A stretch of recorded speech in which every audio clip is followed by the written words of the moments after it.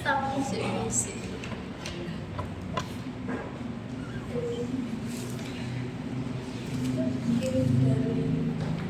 Mau ini Kak, tadi kan kita sudah mengalami masing-masing menyatukan satu pendidikan.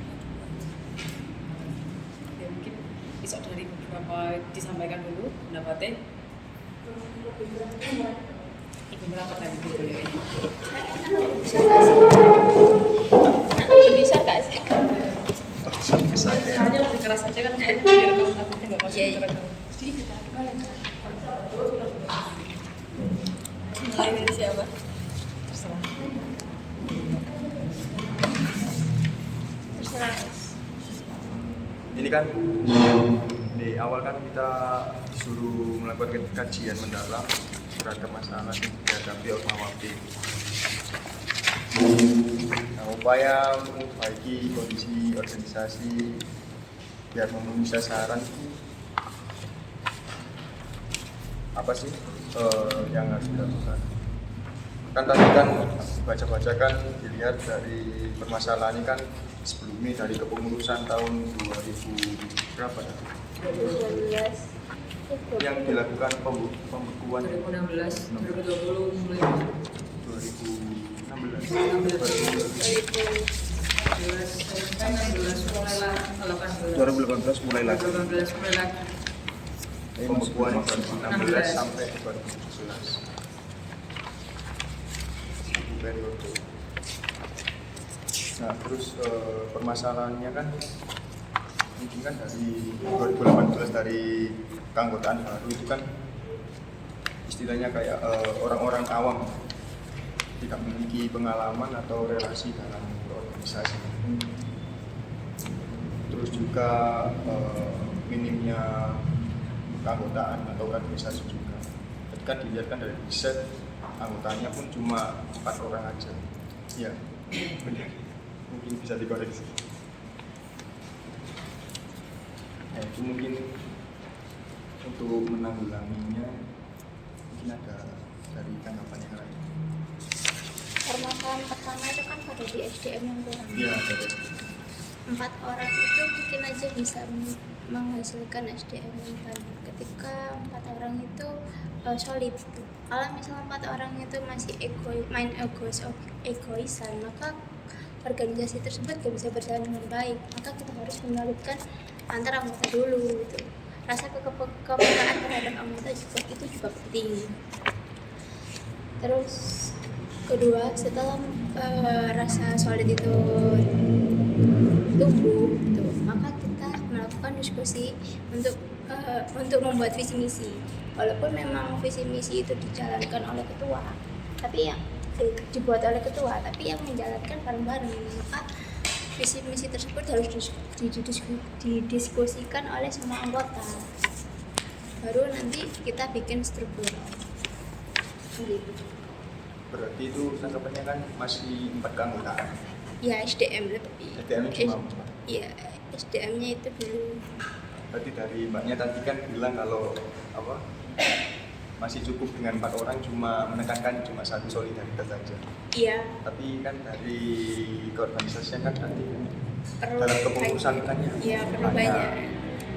Sekretaris, bendahara, terus kepala departemen. Iya. Nah, setelah kepala departemen ya anggota-anggotanya. Nah dari 4 tadi kan termasuk dari ketua. Iya. Nah ketiga ini kalau diambil dari intinya sekretaris sama bendahara, terus satunya ya paling enggak kepala departemen. Terus untuk pelaksananya sih. Nah, kalau misalnya Kalau 4 cuma orang, solid aja. kalau 4 orang ini itu solid, maka kita bisa cari anggota lain gitu. Oh, ternyata Ormawa ini tuh orangnya solid walaupun memang sedikit SDM-nya gitu. Jadi kan orang-orang pada tertarik gitu. berarti gimana? Tapi pada saat itu kan belum dilakukan perekrutan. Nah, pas Nah, bukan karena perekrutan, tapi kan bisa kayak temennya.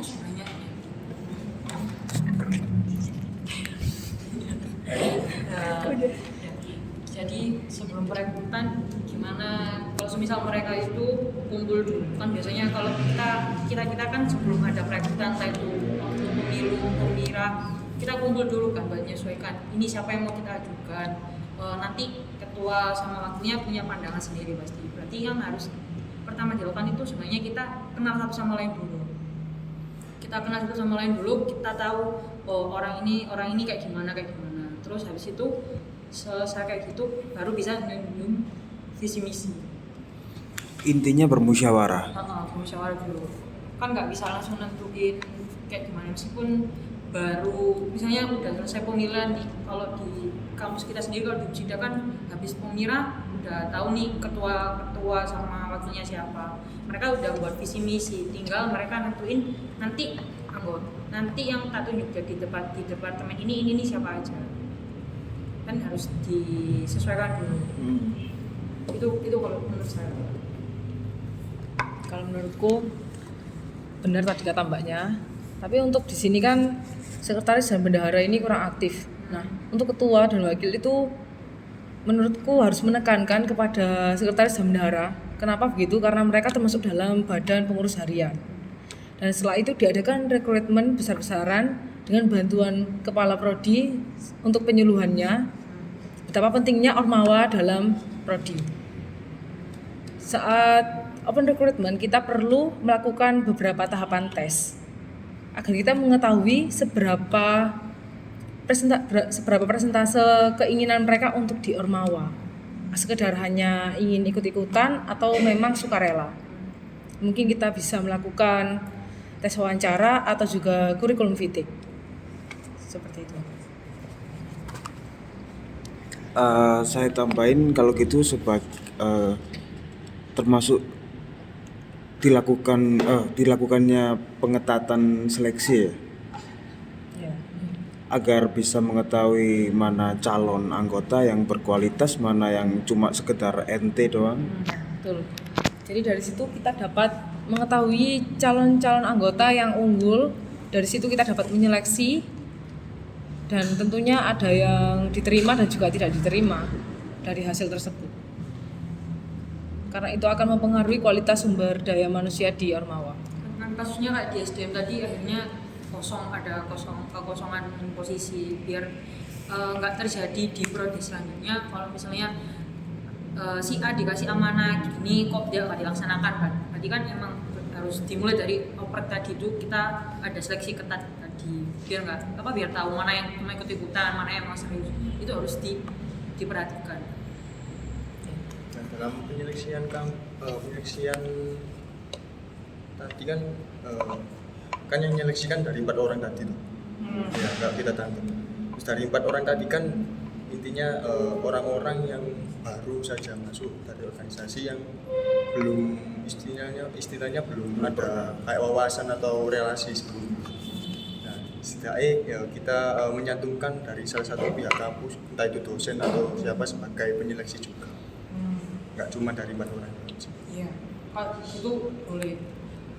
Kalau dulu setahu saya kalau di prodi psikologi sendiri itu bisa menggait salah satu dosen ataupun itu dalam waktu seleksi wawancaranya ya. Entah kalau gitu, kalau ini kan kalau di kasusnya ini kan mereka ke kemahasiswaan dari fakultasnya, berarti pasti di fakultasnya mereka pun ada yang dulunya dari Ormawa juga. Itu bisa dinamakan sebagai relasi yang mereka miliki meskipun mereka orang baru, tapi mereka tahu dosen-dosen kita dulu itu ada yang dari Ormawa yaitu sebenarnya di kontrak.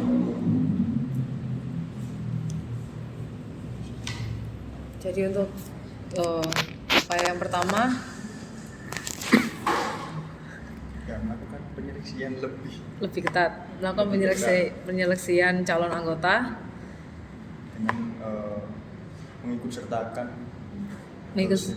kemahasiswaan dosen terkait. para penyeleksi.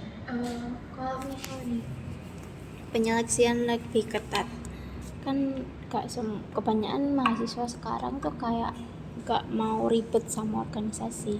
Kalau misal nih gak ada yang ikut gimana? Ada sih, sekarang kan kita punya embel-embel kan. Teman-teman mungkin dengar, kamu gabung apa ya diambil-ambil tentang kekeluargaan, kan ada sekali yang memang kayak gitu. Kita tiap ada maba, entah itu Fortama, entah itu kembali ke fakultasnya masing-masing, kan kita selalu menjunjung tinggi. Kita deketin maba itu dalam artian buat mempromosikan ormawanya kita masing-masing, kegiatannya kita apa aja sih biar mereka minat. Teman-teman maba itu minatnya emang di awal, tergantung sama kitanya para pengurus 4 orang ini tadi gimana buat mempertahankan ini. Kalau misalnya kita targetnya 30 orang nanti yang daftar, berarti 30 diambil setengahnya aja berapa, kan timbang banyak-banyak nanti daripada nggak terlaksana dari lihat kasusnya ini tadi.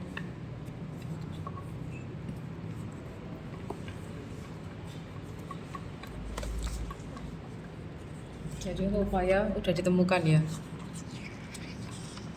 Gimana teman-teman? Apa ada tambahan lagi? Ya itu secara SDM. Itu sih kalau secara SDM sudah cukup sih. Sudah cukup ya? Ya. Sekarang anggaran. Terus untuk selanjutnya? Ya, anggaran ini kan 150.000 saldonya. Gimana caranya organisasi ini tuh bisa berjalan walaupun anggarannya tuh segitu? Menurutku pertama yang harus dilakukan, kita kan punya skill kan, dan banyak sekali dari organisasi lain itu mengadakan event-event atau lomba-lomba tersebut. Nah, ketika kita ikut lomba-lomba tersebut, ya minimal yang gratisan lah ya. Ketika kita ikut lalu kita menang gitu, kita kan otomatis membawa nama baik universitas. Kalau kita membawa nama baik universitas, maka universitas kayak sangat mempercayai kita kalau kita itu bisa membawa ormawa ini dengan baik, dan universitas bahkan nggak segan-segan ngasih anggaran ke kita untuk membuat event. Terus kedua, kita juga bisa melakukan UMKM sih, buat apa kita lakukan untuk urunan untuk modalnya dulu, lalu kita bisnis untuk keperluan operasional ini. Itu sih. Jadi anggarannya bisa kita dapat dari kayak misalnya kita jualan apapun itu, terus nggak gitu biasanya kita kalau mau kegiatan biasanya ada yang nyebar proposal, entah itu ke alumni atau cari sponsor kayak gitu kan. Tapi kalau lihat dulu kegiatannya, kalau misalnya kegiatannya kita itu besar, berarti kan kita harus jauh-jauh hari banget harus nyiapin. Kalau misalnya itu eventnya besar ya harus cari proposal ya berapa bulan sebelum acara, bisa dikatakan kayak gitu. Terus kalau misalnya acaranya kecil-kecil, mungkin teman-teman bisa iuran tadi.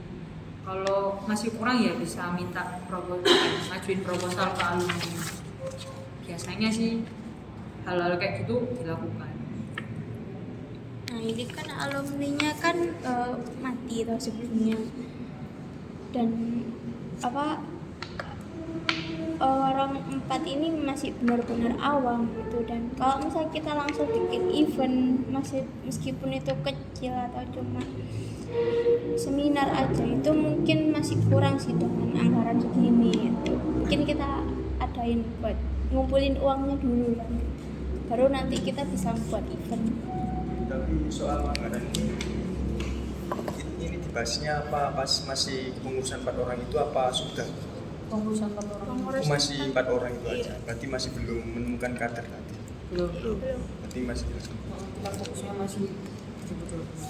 ya kalau masih kepengurusan 4 orang tadi, kalau kita dari event sih mungkin belum bisa, cuma mungkin dari kita 4 orang itu mengupayakan mencari kayak teman-teman dari mahasiswa yang istilahnya kayak berminat dalam memiliki minat bakat.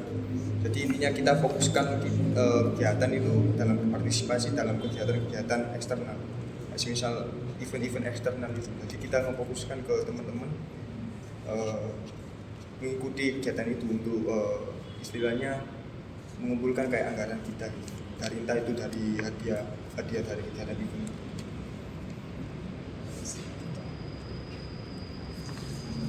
Kalau dari aku pribadi, yang pertama saat dibukukannya Ormawa ini, administrasi keuangan kas tidak tertelusuri. Menurutku itu harus ditelusuri. Karena pengalamanku sebagai bendahara umum, uang itu sifatnya sangat sensitif dan kedepannya itu akan menjadi sejarah yang buruk jika memang itu tidak dapat ditelusuri. Nah, bagaimana kita untuk menelusuri hal tersebut? Kita bisa menanyakan ke kepala prodi atau ke alumni ketua yang sebelumnya dibekukan. Jadi seperti itu. Jika dicari, jika ditelusuri pasti akan ditemukan hasilnya. Lalu untuk yang kedua, kita bisa mengajukan proposal kepada kepala program studi. Di sini tadi kan tertera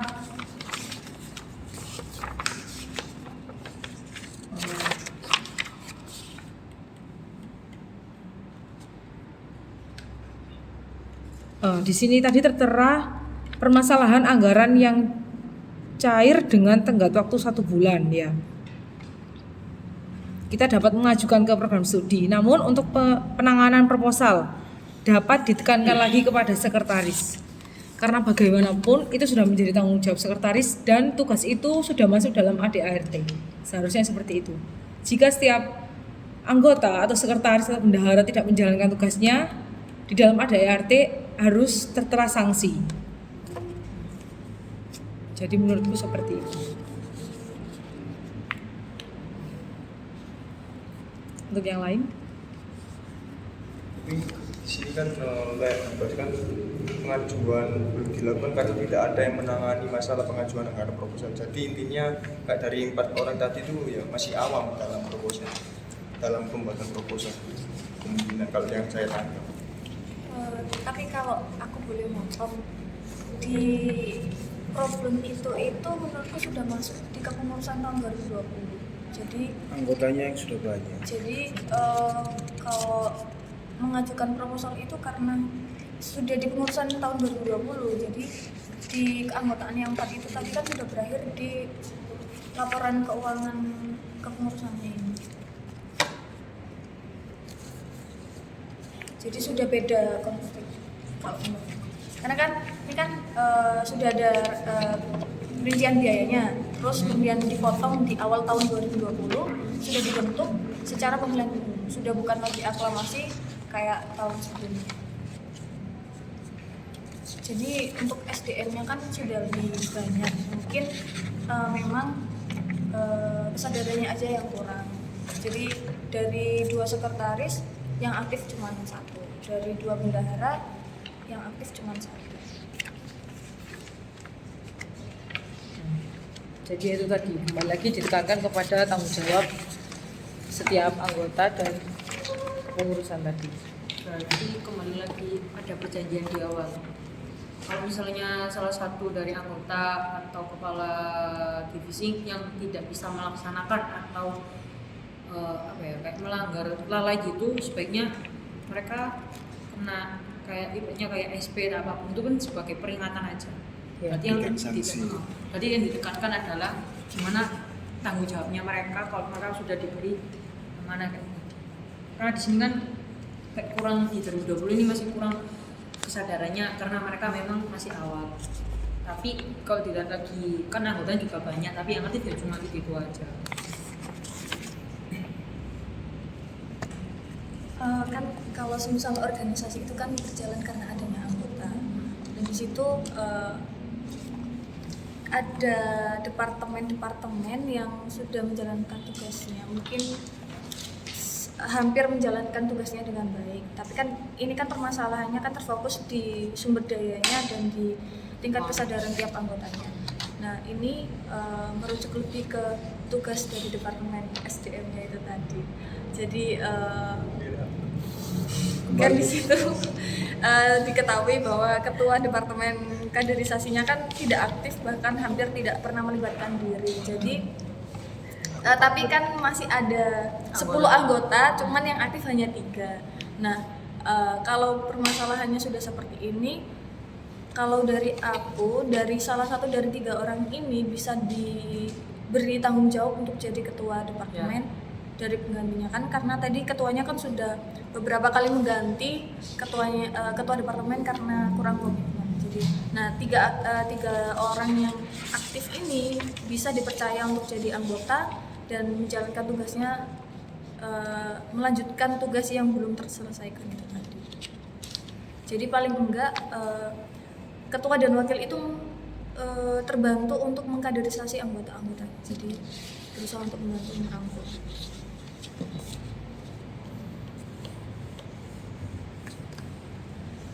Jadi untuk soal anggaran bisa ditemukan solusi.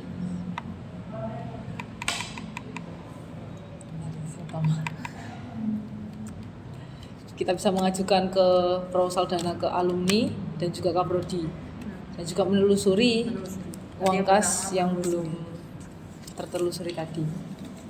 Dan untuk proposalnya sendiri lebih ditekankan lagi kepada sekretaris.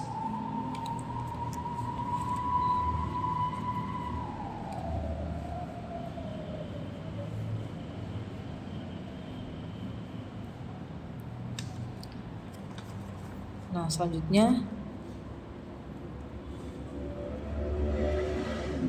rekomendasi antisipasi untuk solusi-solusi kita tadi yang ibaratnya kita juga harus punya planning B. Jika plan A kita tidak terlaksana, maka kita bisa pakai planning B. Dari sini ada yang mau menambahkan pendapat? Planning beyond keuangan tadi. Ya, untuk terserah mau SDM, keuangan. Planning B untuk keuangan tadi, lomba-lomba itu juga bisa dimasukkan sih. Maksudnya kita yang jadi anggota lombanya. Oh iya, itu mungkin masuk dalam upaya solusi. Nah, ini tuh antisipasi. Jadi misal Solusi tadi nggak terjalankan. Iya. Antisipasinya kita apa?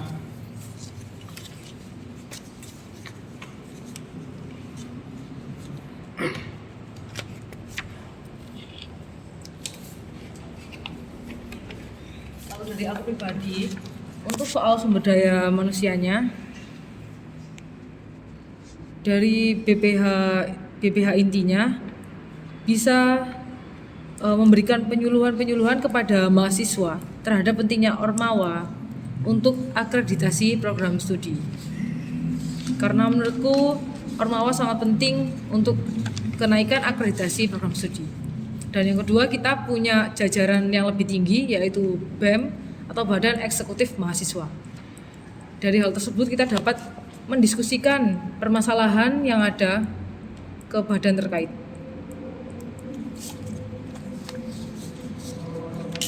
Untuk yang lain, barangkali ada antisipasi yang lain.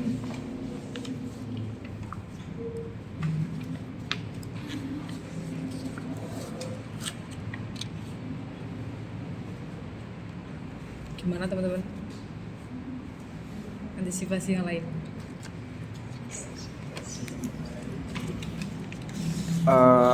Itu menurut aku pribadi sih, kalau bisa Ormawa itu jangan terlalu tertutup ya.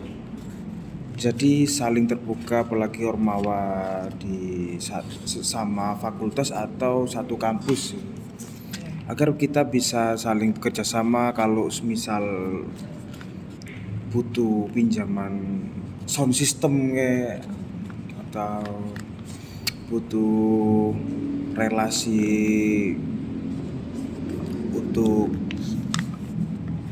apa yang dalam melakukan kegiatan. Ya, dalam hal seperti itu. Ya, dalam yang melingkupi hal seperti itulah. Atau collab itu bisa. Melakukan collab antar Ormawa. Kolaborasi ya.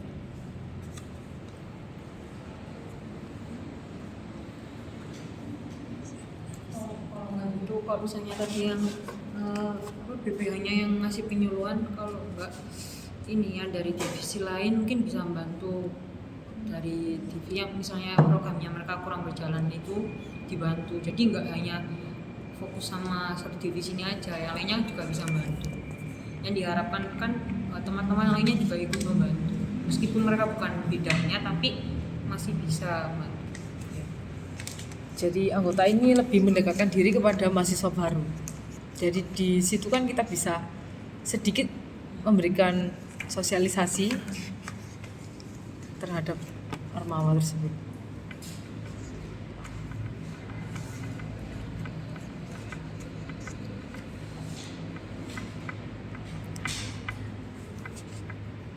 Untuk antisipasi SDM, jadinya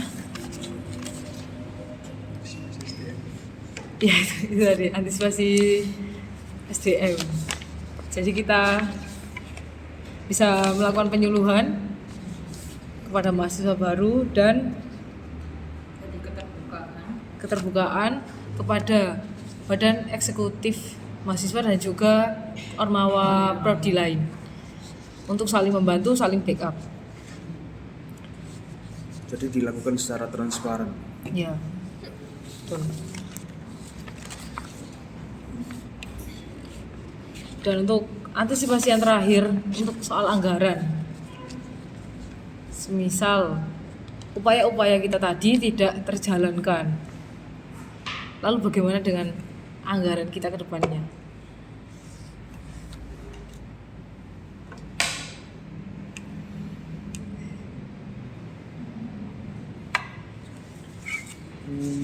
Diadakannya kas rutin setiap anggota seminggu sekali, entah itu Rp2.000 atau Rp5.000. Bisa yang tidak memberatkan Ya, anggota kita ya. memberatkan anggota. Oke, berarti antisipasi untuk anggaran dapat antisipasi jadi solusi terakhir yang benar-benar mentok, tidak ada solusi lain, dapat diadakannya kas mingguan.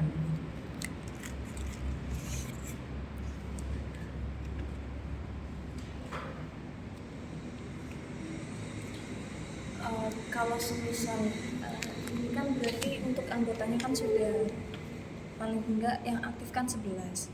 Nah, di situ kan ada dari Departemen Humas dan Penelitian Pengembangan. Mungkin mereka ini bisa kolaborasi kan karena kita kan sudah di zaman yang lebih canggih dari sebelumnya.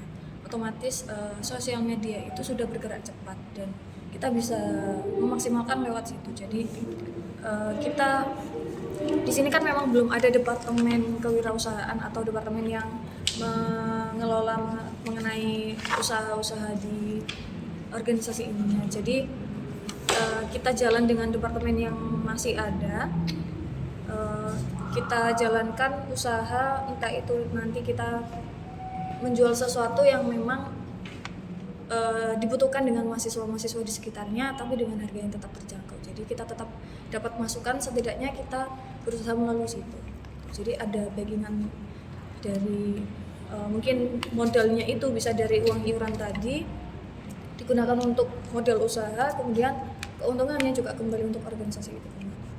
Jadi untuk menekankan lagi ke kewirausahaannya ya. Boleh. Tadi mengenai anggaran ini kan yang di awal kan mungkin dari program kerjanya apa buat usaha aja. Kan mungkin kan dalam menjalankan program kerja yang lain, kayak contohnya kita mau ngadain seminar atau apa gitu kan intinya. Kalau semisal anggaran kita, kalau apa antisipasinya itu ya kita membuat sistem dalam melakukan program kerja itu ya kita berlakukan sebuah ATM. Kita cuma mengandalkan itu aja. Antisipasi yang terakhir. ATM dari kayak orang-orang yang mau mengikuti kegiatan itu.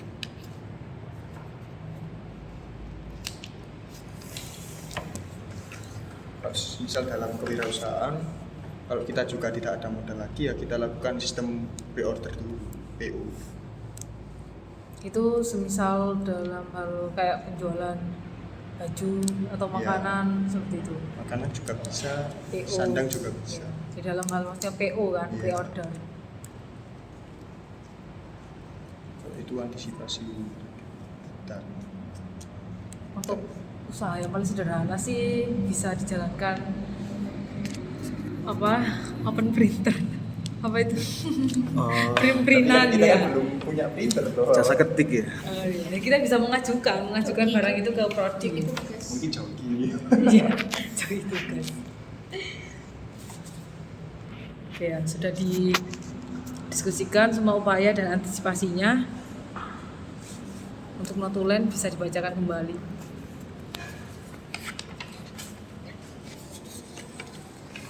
Ini kita analisa dua hal, yaitu SDM dan anggaran. Nah, yang analisa dari SDM ini kan dari kepengurusan 2016-2017 itu dikukuhkan. Jadi selama satu periode ini tidak melaksanakan kegiatan apapun karena dikukuhkan. Kemudian aktif kembali di tahun 2018 dan 2019 hanya ada anggaran sebesar 150.000. Kemudian kalau dari sisi SDM-nya, kepengurusan baru ini diisi oleh anggota-anggota yang memang belum banyak wawasan mengenai keorganisasian. Dan dari keempat anggota ini juga sangat minim kalau mau menjalankan sebuah organisasi itu sangat kurang. Nah, kemudian dari pendapat-pendapat yang sudah terkumpul tadi, yang pertama meskipun hanya 4, tapi yang bisa meningkatkan integritas di dalamnya itu adalah solidaritas. Kemudian karena hanya 4, setidaknya kita berkumpul untuk bisa mengenal satu sama lain, untuk musyawarah dan membahas visi misi serta kemauan dalam berorganisasinya. Jadi membahas mau dibawa kemana organisasi ini dan seperti apa kita membawanya. Terus karena nantinya organisasi ini harus berjalan terus, kita melakukan regenerasi dengan open recruitment sebesar-besarnya. Jadi mencari anggota sebesar-besarnya, tapi dengan memperketat pemilihan anggota supaya meminimalisir adanya anggota yang kurang aktif. Gitu. Jadi dan ketika penyeleksian pun kita mengikut sertakan dosen ataupun menggandeng kemahasiswaan fakultas. Karena kan dari empat anggota ini kan memang masih butuh untuk dibantu dan didorong dalam menjalankan kepengurusannya ini. Kemudian untuk hasil analisis dari segi SDM-nya, kita pengerucutan lagi bahwa melakukan open recruitment dengan mengikut sertakan dosen atau kemahasiswaan dalam penyeleksian pemilihan anggota baru secara ketat. Kemudian itu untuk hasil yang dari SDM. Nah, kalau dari solusinya itu kita melakukan penyuluhan mengenai Ormawa ini kepada mahasiswa-mahasiswa bahwa Ormawa ini juga penting dan sangat berpengaruh terhadap akreditasi prodi maupun fakultasnya. Gitu. Kemudian Ormawa ini dijadikan organisasi yang terbuka, atau apapun yang dilakukan ini harus secara terbuka terhadap BEM dan Ormawa lainnya, supaya ketika nanti kita butuh bantuan dalam melaksanakan program kerja itu kita bisa dengan mudah menghubungi Ormawa satu dan lainnya. Nah, di sini kita juga bisa melibatkan divisi-divisi yang sudah ada untuk membantu dalam penyuluhan Ormawa ini tadi. Dan organisasi ini juga bisa dan wajib ya harus melakukan pendekatan terhadap mahasiswa baru. Jadi kita memberikan kesan yang baik, kita memberikan image yang baik bahwa Ormawa ini kalian bisa berproses, berorganisasi ataupun belajar di sini. Jadi menarik minat terhadap mahasiswa baru itu tadi. Itu dari hasil analisis dari SDM. Kita ke analisis anggaran. Kita sudah tahu bahwa anggarannya ini hanya 150.000 di kepengurusan 2019. Dan di tahun 2020 kita punya kurang lebih 6 target program kerja, di mana ini adalah keinginan dan sesuai dengan visi misi dari ketua dan wakil. Cuman karena memang problemnya di sini adalah dana dan kurangnya tanggung jawab untuk pembuatan proposal, sehingga waktu yang sudah dekat tapi kita belum punya dana untuk menjalankan program kerjanya itu. Dari pendapat yang sudah terkumpul, cara kita bisa mendapatkan dana ini tadi dengan ikut serta lomba gratis yang setidaknya ketika kita menang uangnya itu bisa untuk organisasi kita. Iya. Kemudian mengajukan proposal ke kemahasiswaan fakultas atau yang terkait. Kemudian solusi yang dinilai paling akhir itu melakukan iuran jika ini memang untuk event yang kecil aja gitu. Jadi bisa membantu event-event kecil ini tadi. Kemudian kita mengutamakan SDM ini untuk mengikuti event eksternal terlebih dahulu. Dan karena tadi kan ini kan di tahun 2016 sampai 2017 itu administrasi keuangan kasnya tidak ditelusuri. Nah, solusi pendapat dari teman-teman setidaknya harusnya kita bisa mempertanyakan kepada Kaprodi ataupun ketua pada periode itu mengenai rincian keuangan yang sebenarnya. Dari situ kita bisa mengetahui rincian sebenarnya uangnya ini kemana dan digunakan untuk apa, itu kita bisa tahu dan bisa ditemukan solusi dari sana nanti. Kemudian permasalahan yang tadi ada itu bahwa sekretaris ini kurang bisa menjalankan kewajibannya. Maka di sini pendapatnya setidaknya kita bisa menekankan tugas terhadap sekretaris untuk mengurus segala administratif dari organisasi itu termasuk pembuatan proposalnya. Dan yang paling penting adalah kesepakatan awal dalam organisasi ini, kalau memang dari anggotanya tidak bisa menjalankan tugas dengan baik, maka harus diadakan sanksi supaya bisa berjalan dengan baik setelahnya.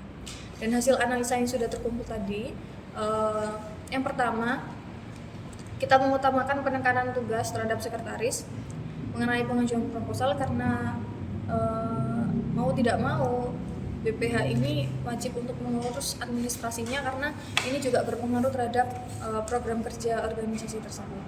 Yang kedua, ini memberikan tanggung jawab pada salah satu dari 3 anggota SDM itu tadi untuk menjadi ketua departemen untuk membantu kaderisasi. Jadi dalam pencarian anggaran ini bendahara yang hanya tinggal 1 orang ini tidak bekerja sendiri. Kemudian menelusuri rancangan biaya yang tadi untuk kita bisa mengetahui apa saja pengeluaran yang ada selama organisasi itu dibutuhkan. Nah, ini tadi hasil dari analisa. Kemudian solusi yang akhirnya terkumpul dari diskusi kita siang hari ini adalah antisipasi atau anggaran ini bisa diselesaikan dengan kas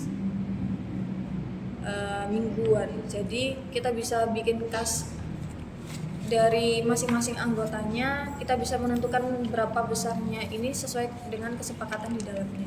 Kemudian menggunakan uang iuran itu untuk modal usaha demi perbaikan keuangan organisasinya, dan untuk regenerasi selanjutnya kita bisa membentuk departemen baru kewirausahaan yang memang gerak bidangnya sesuai dengan usaha-usaha untuk keuangan organisasinya jadi lebih baik lagi.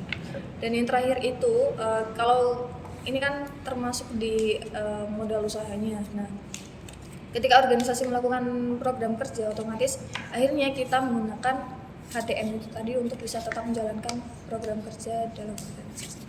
Jadi hasil kalkulasinya seperti itu. Selesai.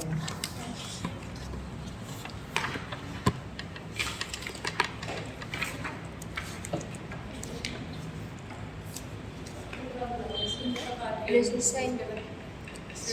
Sudah selesaikan saja.